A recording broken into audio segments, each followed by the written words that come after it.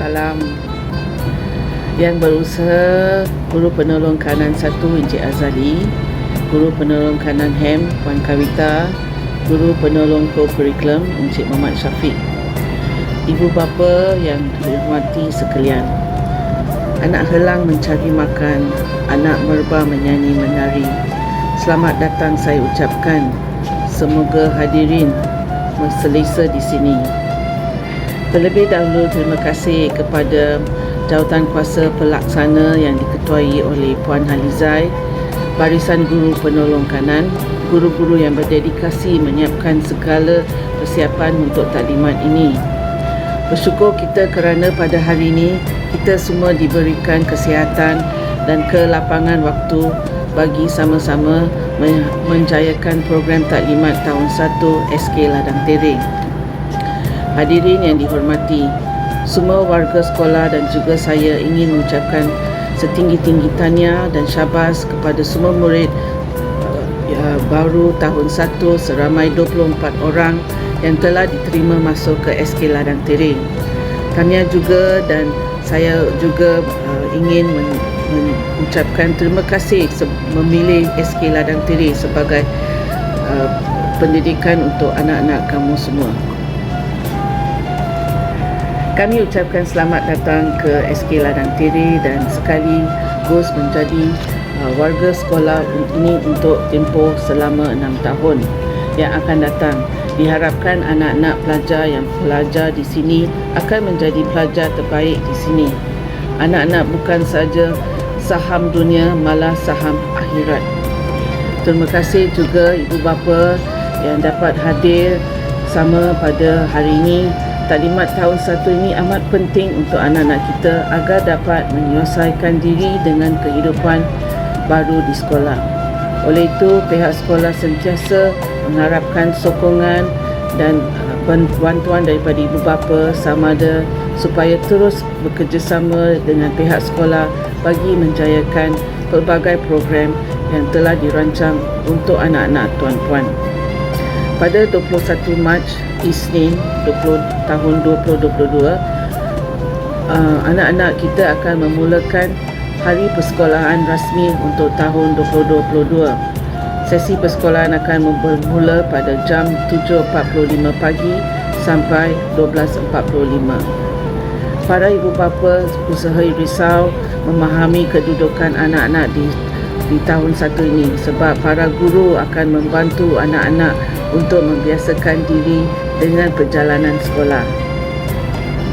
Tuan-puan dan ibu bapa, untuk menjayakan dan untuk memberi kecemerlangan, kita tidak boleh hanya bercakap dan bermimpi, tapi mesti memastikan anak-anak kita berjaya. Tanggungjawab tersebut bukan semata-mata di atas bahu anak-anak kita dan guru-guru sahaja, tapi ibu bapa perlu juga sentiasa melibatkan diri dan memantau pelajaran untuk anak-anak kita. Ibu bapa jika boleh seboleh-bolehnya perlu melibatkan diri dalam aktiviti sekolah dan menyertai dalam PIBG dan juga KSIB, iaitu kumpulan sokongan ibu bapa. Saya mengalu-alukan komitmen ibu bapa untuk bersama membantu sekolah dari segi keceriaan sama ada di dalam kelas atau di luar kelas. Saya juga sebarang sumbangan sama ada melalui buah fikiran, alatan, juga penyertaan dan aktiviti amatlah dihargai. Di sini sebelum saya ingin berakhiri, ada beberapa ibu bapa yang belum menyerahkan borang tahun 1. Jika perlu mengetahui lanjutan info, sila kontak Puan Halizai atau Puan Kavita. Akhir kata, tuan-puan sekalian, saya mengharapkan kita sama-sama dapat memastikan kecemerlangan sekolah ini dan kecemerlangan anak-anak kita di SK Ladang Tereng. Sekian, terima kasih.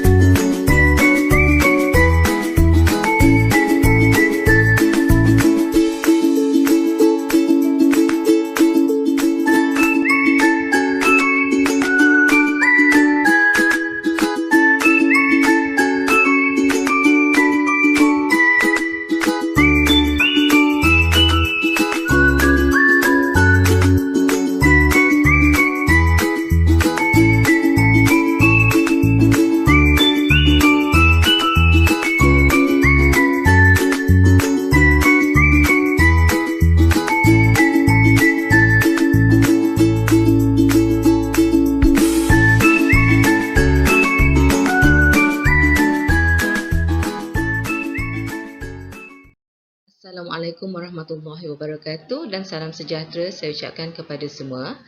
Saya akan menyampaikan taklimat mengenai tahun 1 yang akan berjalan sepanjang tahun 2022 sehingga 2023.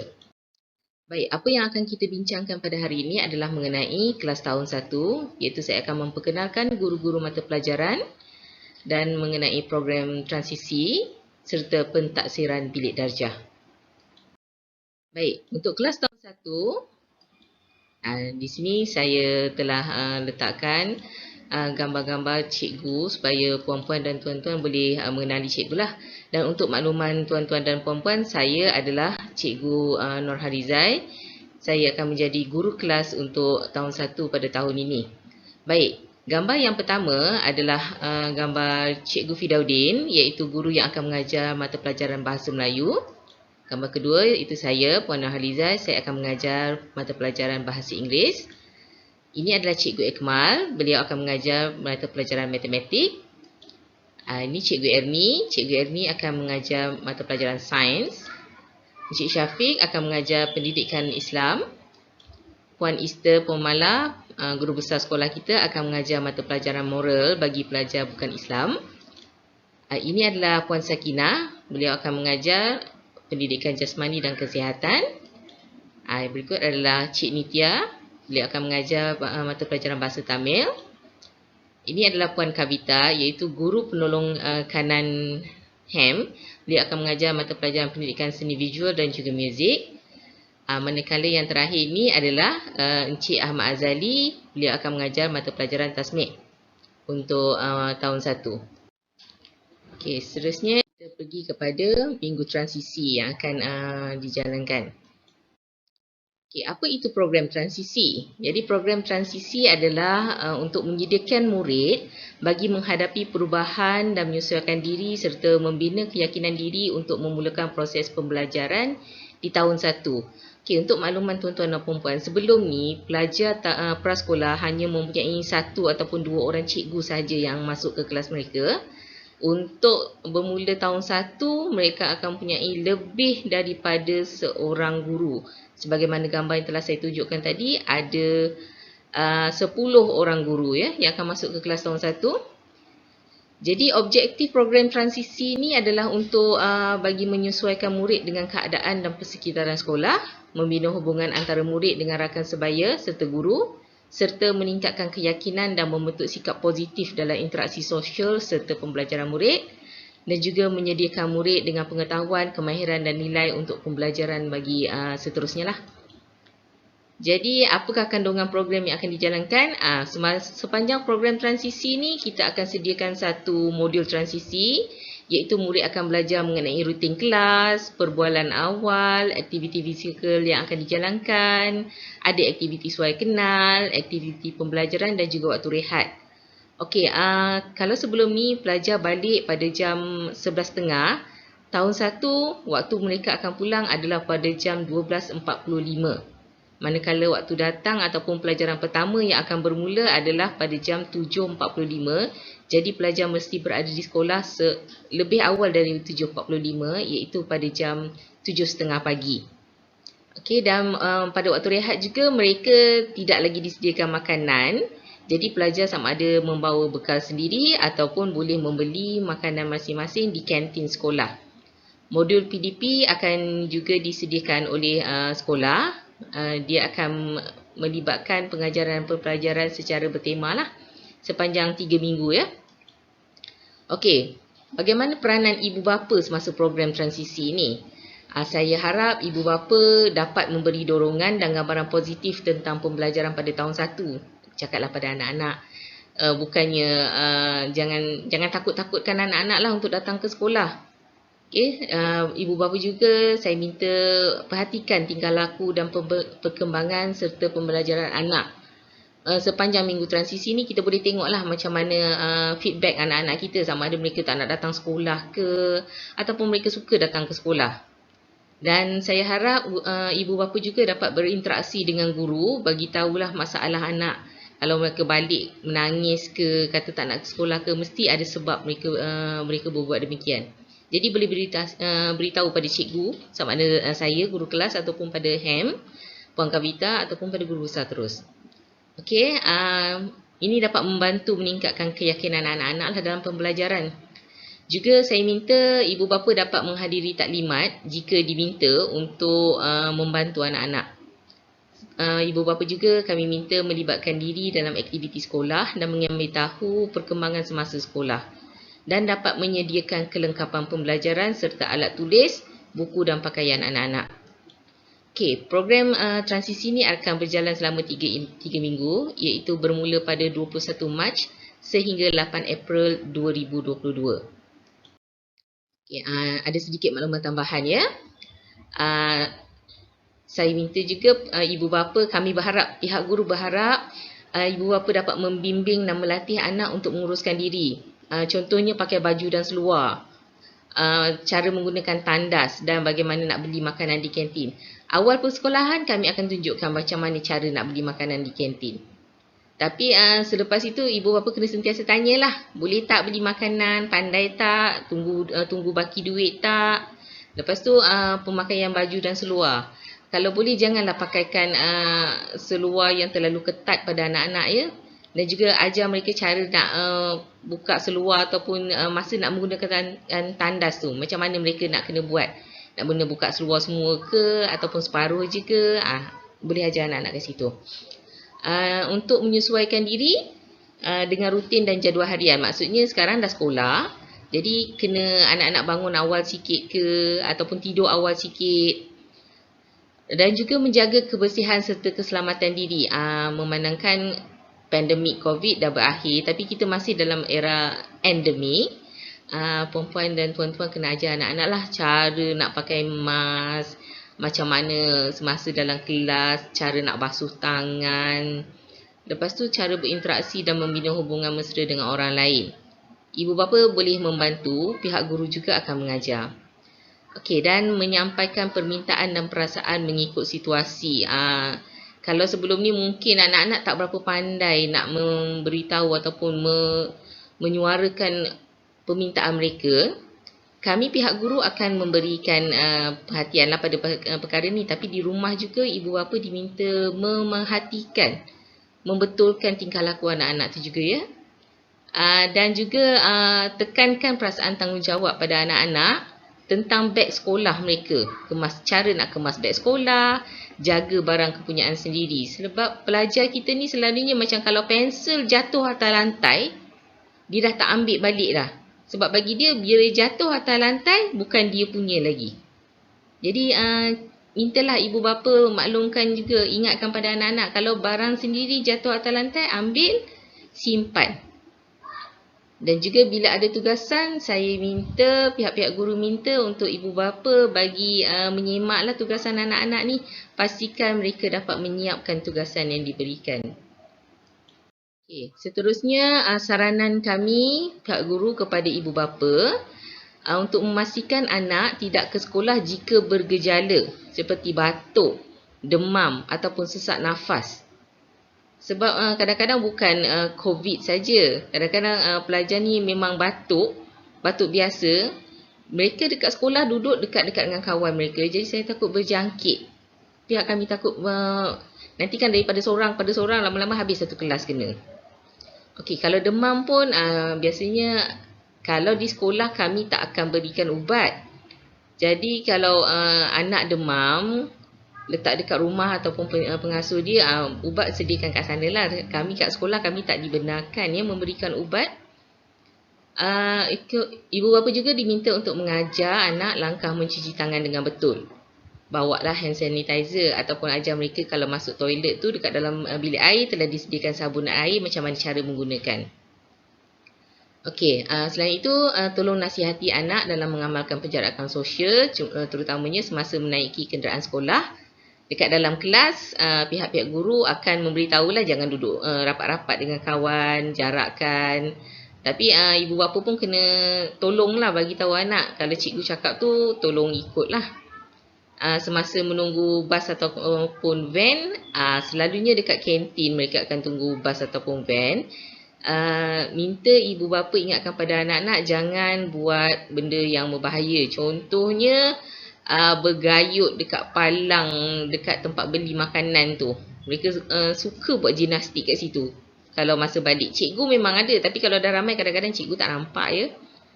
Dan semasa berada di kantin, tolong amalkan penjarakan sosial. Okey, seterusnya mendidik anak amalan batuk dan bersin dengan betul.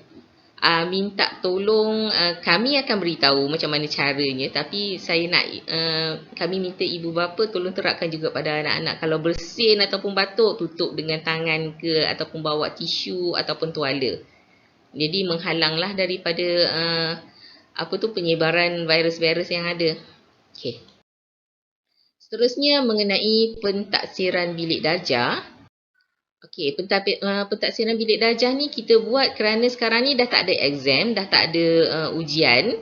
Tapi pentaksiran ni merupakan satu pentaksiran yang berterusan dalam sesi pembelajaran bagi mendapatkan maklumat tentang perkembangan, kemajuan, kebolehan dan pencapaian murid. PBD akan berlaku secara formatif dan sumatif. Maksudnya ni dia akan berlaku secara keseluruhan lah. Sebagai pembelajaran untuk pembelajaran dan tentang pembelajaran. Apa yang mereka belajar, pentaksiran akan dibuat berdasarkan benda tu. Jadi PBD ni bukan untuk membandingkan tahap penguasaan antara murid ya. Tapi untuk melihat perkembangan serta kemajuan murid dalam pembelajaran di samping membantu guru untuk menambah baik pengajaran mereka. Jadi kita boleh tahulah kalau anak yang ni macam mana kita nak ajar. Anak yang ni macam mana cara kita nak ajar. Melalui pentaksiran bilik darjah. Okey, di sini bagaimana PBD dijalankan?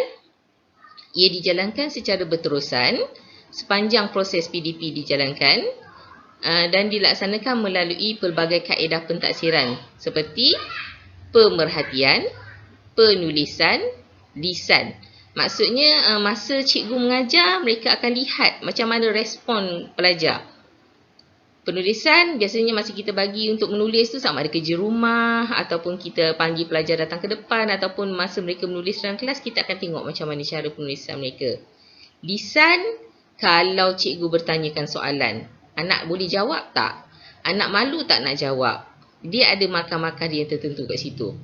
Dan juga melalui kerja projek, kuis, pembentangan dan lain-lain aktiviti pembelajaran berdasarkan standard prestasi dan pertimbangan profesional guru.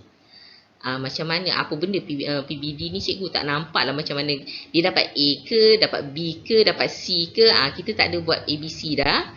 Tapi kita melalui tahap penguasaan yang dekat sini ni. Kalau perempuan dan tuan-tuan dapat tengok, tahap penguasaannya kita bermula dengan tahap penguasaan tahap 1, iaitu mereka tahu. Jadi mereka boleh tahulah apa perkara asas yang sedang mereka belajar tu. Tahap 2, tahu dan faham. Bukan saja mereka tahu yang huruf A tu huruf A. Tapi dia punya bunyi, macam mana cara digunakan. Nombor 3, tahu, faham dan boleh buat. Ini TP3. Biasanya kalau kita, contohnya kalau yang ABC tu, kita hilangkan mungkin huruf C, huruf Z, kita suruh pelajar letak sendiri huruf tu. Kalau mereka boleh letak sendiri, maksudnya mereka faham dan boleh buat. Tahu, faham dan boleh buat dengan beradab, maksudnya kalau kita soalan kat situ kata tulis huruf besar, tiba-tiba mereka tulis huruf kecil. Itu kira tak berapa faham jugalah tu. Jadi tak dapatlah TP4 tu, tahap penguasaan 4. Tahu, faham dan boleh buat dengan terpuji. Maksudnya mereka boleh gunakan pengetahuan mereka tu untuk sesuatu kemahiran dan situasi baru. Mengikut prosedur atau secara analitik. Mereka boleh fikir sendiri. Daripada soalan tu tanpa bantuan guru ataupun dengan sedikit bantuan daripada guru, mereka boleh buat apa yang diminta. Tahu, faham dan boleh buat dengan beradab misali. Yang ini memang mengambil masa sedikit untuk pelajar sebab biasanya ni kita buat macam ni lah. Pelajar ni boleh buat dan dia boleh ajar kepada kawan-kawan dia. Ini boleh katakan mereka boleh dapat TP 6 lah. Tapi biasanya yang ini sukar sikit lah untuk tahap 1 dapat. Tapi tak mustahil. Ada pelajar yang boleh sampai ke sini jika sekiranya mendapat bantuan daripada bukan saja guru, daripada ibu bapa juga. Baik. Saya rasa itu saja penerangan saya untuk hari ini. Jika ada apa-apa pertanyaan, ibu bapa boleh tanya pada saya ataupun pada guru-guru yang lain. Sekian, terima kasih.